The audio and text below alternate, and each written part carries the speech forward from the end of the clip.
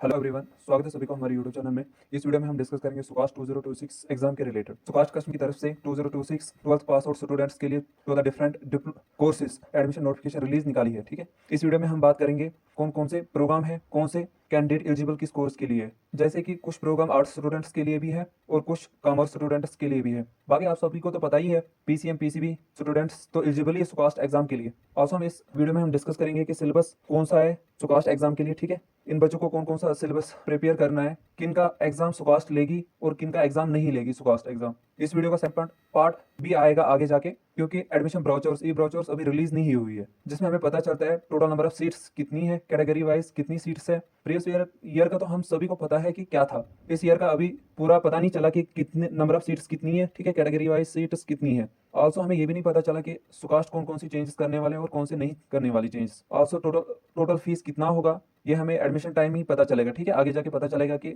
जब आप एडमिशन करोगे उस टाइम आपको पता चलेगा कि कितना फीस है, हॉस्टल का कितना फीस है। ये हम नेक्स्ट वीडियोस में हम ये डिस्कस करेंगे।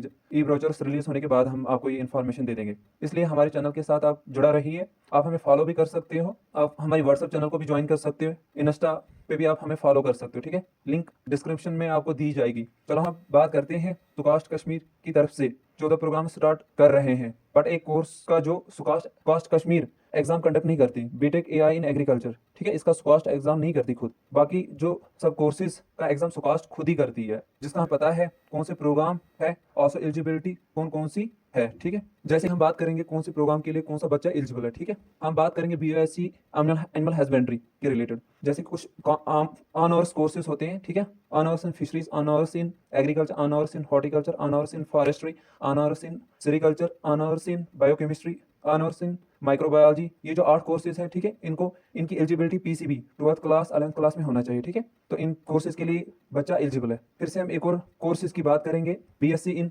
Economics and data science. ठीक है, इसके लिए बच्चे की एलिजिबिलिटी है पीसीएम पीसीबी या कॉमर्स या आर्ट्स स्टूडेंट्स या इकोनॉमिक्स या मैथ। ठीक है, या स्टैटिस्टिक्स वाला बच्चा इसको एलिजिबल है। ठीक है, वो BSc in economics and data science में ले सकता है। ठीक है, यहाँ पे हम एक और कोर्स की बात करेंगे। ठीक है, बीटेक प्रोग्राम्स की हम बात करेंगे। ठीक है, बीटेक के लिए तो आप मानो पीसीबी या पीसीएम या पीसीबी प्लस मैथ एडिशनल। ठीक है, वो बच्चा इसको एलिजिबल है। अब हम बात करेंगे बीटेक की कौन कौन सी ब्रांच यहाँ पे अवेलेबल है। ठीक है, बीटेक इन फूड टेक्नोलॉजी, ठीक है, BTech in biotechnology, BTech in dairy technology. ठीक है, इसमें अगर आपके पास पीसीबी पीसीएम होना ही चाहिए इस कोर्सेज के लिए। ठीक है, फिर से यहाँ पे आता है बीटेक इन एग्रीकल्चर इंजीनियरिंग। ठीक है, अब हम बात करेंगे कि सुकास्ट किसका एग्जाम खुद नहीं कंडक्ट करती। ठीक है, वो नहीं करती कि आप बीटेक एआई इन एग्रीकल्चर, ठीक है, BTech in AI in agriculture, ठीक है, का खुद वो एग्जाम नहीं कंडक्ट करती और एलिजिबिलिटी इसकी है पीसीएम ही। ठीक है, सुकास्ट क्या करती है, सुकास्ट इसका स्कोर, ठीक है, जिस बच्चे ने जेई मेंस दिया होगा, ठीक है,